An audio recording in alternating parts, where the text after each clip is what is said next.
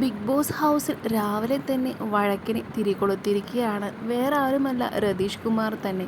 വെറുതെ അവിടെ ഇരുന്ന് സിജോനെയും റോക്കിനെയും ഒക്കെ ചൊറിഞ്ഞുകൊണ്ടിരിക്കുകയാണ്.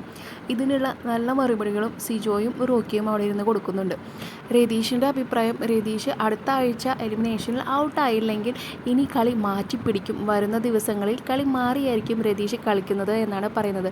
കൂടാതെ തന്നെ തനിക്ക് പുറത്ത് കുറേ ഫാൻസാണ്. ഇതൊക്കെ കണ്ടുകൊണ്ടിരിക്കുന്നവർ എൻ്റെ ഫാൻസായി കാണും, എൻ്റെ പേരിൽ തൃശ്ശൂരിൽ ഫ്ലെക്സൊക്കെ വെച്ചിട്ടുണ്ടാകും എന്നാണ് രതീഷ് പറയുന്നത്. ഇത് കേട്ട് റോക്കിക്ക് ദേഷ്യം വന്നു. റോക്കി പറഞ്ഞു, തൃശ്ശൂർ നിൻ്റെ അച്ഛൻ്റെ വകയാണോ എന്ന് ചോദിച്ചിട്ടാണ് റോക്കി അവിടെ ചൂടാവുന്നത്.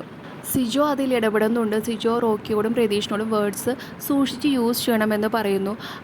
ഇത് കേട്ട് ജിൻഡോ വരുന്നുണ്ട്. ജിൻഡോ പറഞ്ഞു, ആവശ്യമില്ലാത്തതിന് പ്രതികരിക്കാതെ സ്വന്തം അച്ഛനെ വിളിച്ചിട്ട് തനിക്കതിന് പ്രതികരിക്കാൻ ഒന്നുമില്ല എന്ന് രതീഷിനോട് ചോദിക്കുന്നുണ്ട്. പിന്നെ രതീഷ് അവിടെ കുറച്ച് ഉരുണ്ട് പറഞ്ഞിട്ട് പറഞ്ഞു, ഞാനിനി അങ്ങനെ വീണ്ടും അതിനെതിരെ പ്രതികരിച്ചാൽ ഞാനും റോക്കിയും തമ്മിൽ വ്യത്യാസമൊന്നുമില്ല എന്ന് പറയുന്നുണ്ട്. അതുകൊണ്ടാണ് ഞാൻ പ്രതികരിക്കാത്തത്. ഇത് കഴിഞ്ഞ് ഈ വഴക്കിങ്ങനെ വെറുതെ ആവശ്യമില്ലാണ്ട് രതീഷ് ചൊറിഞ്ഞുകൊണ്ടേയിരിക്കുക തന്നെയാണ്. അപ്പോൾ ജാൻമണി വന്നിട്ട് രതീഷിനോട് പറയുന്നുണ്ട്, നമ്മളെല്ലാവരും ഒരു കുടുംബത്തിൽ നിന്ന് വരുന്നതാണ്. നിങ്ങളുടെ കുടുംബത്തിലൊക്കെ രാവിലെ എണീറ്റ് ഇതേപോലെ ബഹളമാണോ വയ്ക്കുന്നത്? നമ്മളെല്ലാവരും മെച്ചൂർഡല്ലേ, മെച്ചൂർഡായ രീതിയിൽ പെരുമാറ് എന്ന് രതീഷിനോട് ജാൻമണി പറഞ്ഞിട്ട് അവിടെ നിന്ന് പോവുകയാണ്. രതീഷ് എന്നത് നല്ലൊരു പ്ലെയറാണ്. പക്ഷെ ശ്രദ്ധിച്ച് കളിച്ചാൽ അവസാനം ടോപ്പ് 5 വരെ വരാനായിട്ടൊരു സാധ്യതയുള്ളൊരു വ്യക്തി കൂടിയാണ്. പക്ഷെ ശ്രദ്ധിച്ച് കളിക്കണം.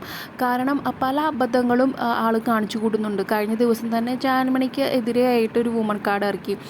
അതിലേക്ക് സ്വന്തം ഫാമിലിയെ വെറുതെ ആവശ്യമില്ലാതെ വലിച്ചഴച്ചു. പക്ഷെ അത് തെറ്റായി പോയി എന്ന് അങ്ങേർക്ക് തോന്നുന്നുണ്ട്. അതിനെപ്പറ്റി ഇന്ന് രാവിലെ സംസാരിച്ചു. കാരണം ഞാനൊരു കാർഡും ഇറക്കാൻ നോക്കിയിട്ടില്ല എന്ന് സിജോനോട് പറയുന്നുണ്ടായിരുന്നു.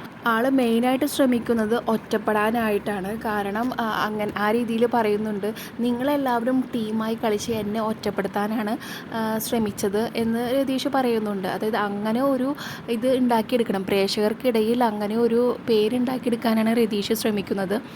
കാരണം മുമ്പുള്ള സീസണിലൊക്കെ ഒറ്റപ്പെടുന്നവരെ ആയിരിക്കും പ്രേക്ഷകർ ഏറ്റെടുക്കുക എന്ന് രതീഷിന് അറിയാം. അത് തന്നെയാണ് ഇവിടെ ട്രൈ ചെയ്യുന്നത്. പക്ഷേ ആളൊരു എൻ്റർടൈൻമെൻറ്റ് ഫാക്ടർ തന്നെയാണ്. ഒരു ഹൗസിനുള്ളിൽ എന്തെങ്കിലും ഒരു ഓളം സൃഷ്ടിക്കണമെങ്കിൽ തന്നെ രതീഷ് കുമാർ വേണം.